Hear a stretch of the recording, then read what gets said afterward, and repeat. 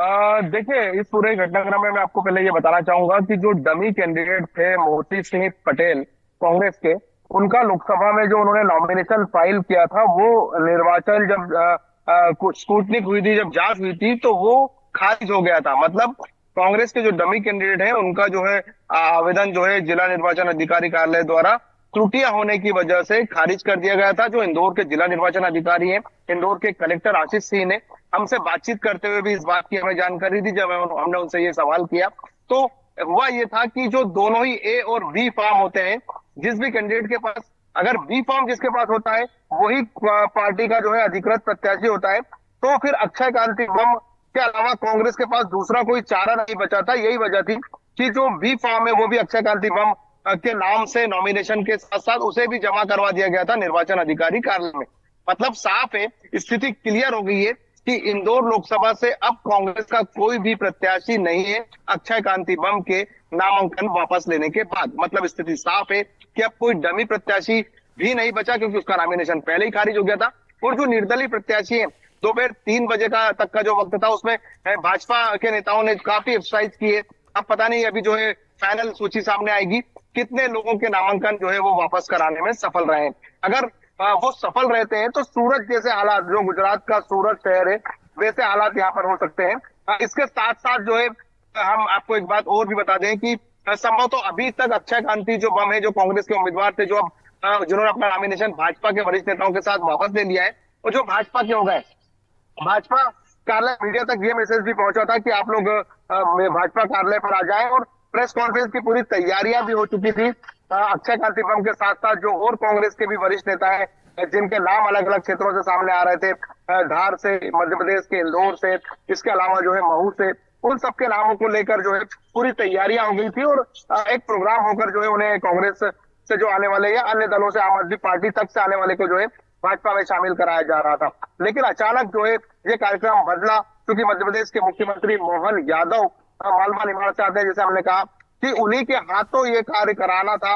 और वो जो है अभी इस समय अलग अलग राज्यों में है, नॉमिनेशन फाइल करा रहे हैं। झारखंड और उत्तर प्रदेश जैसे जिलों में जो है बताया जा रहा है कि वो वहां है, तो वहां से उनका कार्यक्रम भी बदल गया है। वो भोपाल जाने वाले थे, लेकिन अब वो सीधे इंदौर आ रहे हैं। और उनके साथ ही ये सारे लोग जो है भाजपा का जो है दामन थाम लेंगे, जिन्होंने कांग्रेस को छोड़ा है या जिन्होंने आम आदमी पार्टी को छोड़ा है, या जो अन्य दलों के नेता है।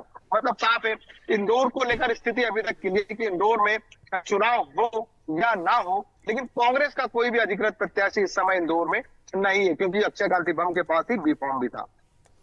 बिल्कुल। समीर, हमारे साथ अमृतांशी भी जुड़ी हुई हैं और उन्होंने एक खास मसले का जिक्र किया। क्या हो अगर किसी निर्दलीय प्रत्याशी को कांग्रेस समर्थन दे, अगर ऐसी स्थिति नजर आती है या ऐसा होता है? इसके साथ साथ आपसे समीर ये भी समझना चाहेंगे, जिस तरह की लहर है, जो बातें हो रही हैं, उस बीच क्या वाकई अक्षय कांति बम एक कड़ा मुकाबला यहां पर पेश करते नजर आ रहे थे कुछ वक्त पहले तक? कैसी वो तस्वीर थी? और अगर किसी निर्दलीय को समर्थन दिया जाता है तो फिर कैसी तस्वीर हो सकती है? तरह से आपने कहा कि एक शब्द का इस्तेमाल किया था कि कांग्रेस के साथ तो खेला हो ही गया है। और एक जिस तरह से दूसरा भी हमने बात की थी, मैंने आपको बताया भी था कि अगर नॉमिनेशन फाइल होने के जो अंतिम दिन है, आज 3 बजे तक अगर कोई भी निर्दलीय प्रत्याशी खड़ा हो जाता, तो अब कांग्रेस उसी पर नजरें लगाए हुई है कि अब उसमें से सबसे ज्यादा मजबूत कौन उम्मीदवार है, जिसे कांग्रेस अपना समर्थन दे, और समर्थन देकर जनता के बीच ये बात लेके जाए कि कांग्रेस के जो है उम्मीदवार ने जो है कांग्रेस के साथ दगाबाजी की है, धोखेबाजी की है, इसलिए ये प्रत्याशी जो है अब हम इनका कांग्रेस का समर्थन करती है। लेकिन वो भी हालात बनेंगे या नहीं, ये अभी देखना होगा। और वर्तमान में अगर बात करें तो अक्षय कांति बम की, जिस तरह से उन्होंने इलेक्शन कैंपेनिंग शुरू किया था, क्योंकि पढ़ा लिखा एक उम्मीदवार है अक्षय कांति बम, पढ़े लिखे घराने से भी आते हैं, यहाँ पर लॉ कॉलेज भी चलाते हैं, उन्होंने खुद ने पीएचडी कर की है, बीकॉम एलएलबी भी किया है उन्होंने। तो वो अपना जो है अपनी बात जनता तक काफी अच्छे से रख रहे थे। और अभी अभी एनडीटीवी का जो इलेक्शन कार्निवाल हुआ था, वहां पर भी अक्षय कांति बम ने जो है काफी दमदारी से अपने मुद्दे उठाए थे। इंदौर शहर को लेकर बेरोजगारी का मुद्दा उठाया था, इंदौर शहर की में विकास को लेकर उन्होंने बात कही थी कि कांग्रेस ने काफी अच्छा इंदौर के लिए किया है, चाहे आईआईटी हो, आईआईएम हो। इस तरह से उन्होंने जो है महापौर के सामने कड़ी टक्कर दी थी। तो कहीं ना कहीं भाजपा को यह लग रहा था कि इंदौर की सीट जो है कहीं फंस ना जाए, मतलब कहीं मुकाबले में क्रांति बम आते हुए दिख रहे थे।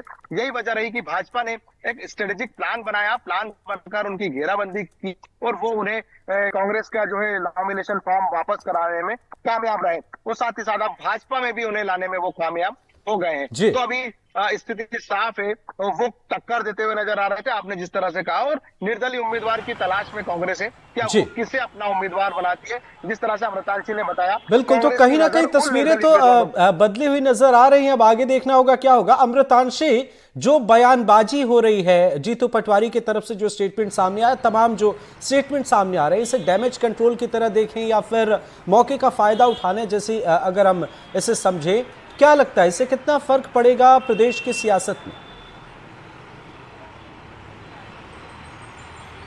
देखिए, कांग्रेस भले ही ये कहते रहे कि हमें जाने वाले से फ़र्क नहीं पड़ता, देखिए फ़र्क तो पड़ता है और हम सब ये बेहतर तरीके से जानते हैं। और बीजेपी भी इसलिए जानती है, जिस तरह से बीजेपी लगातार कांग्रेसियों को बीजेपी में शामिल करवा रही है, बीजेपी बहुत बेहतर तरीके से जानती है कि किस तरह से रणनीति बनाई जाती है और उस पर खेला जाता है।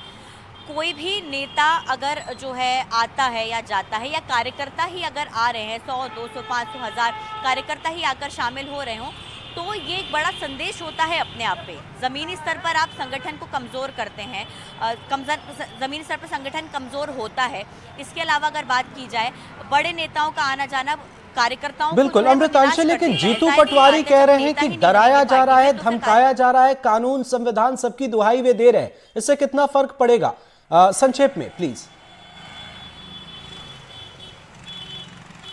विपक्ष का काम है आरोप लगाना यहाँ पर अमृत, और विपक्ष आरोप लगा भी रहा है। अब ये बेहतर तरीके से बीजेपी जानती है, शामिल होने वाले जानते हैं, या कांग्रेस जानती है कि ऐसी क्या स्थिति क्रिएट हो रही है, ऐसी क्या स्थिति निर्मित हो रही है जिसके कारण लगातार कांग्रेसी छोड़कर जो है वो यहाँ पर बीजेपी में आकर शामिल हो रहे हैं। पहले तक तो नेताओं को हम देख रहे थे, लेकिन अब प्रत्याशी छोड़ कर आ रहे हैं। तो जाहिर सी बात है, अंदरूनी तौर पर कांग्रेस में शायद ऐसा कुछ चल रहा है जो कि शायद उनके नेता, प्रत्याशी, कार्यकर्ताओं को पसंद नहीं आ रहा है, और शायद उनकी सुनी नहीं जा रही है। जो सुनी नहीं जा रही है तो उनको बीजेपी सुन रही है, और इसी कारण वो बीजेपी का दामन थाम रहे हैं।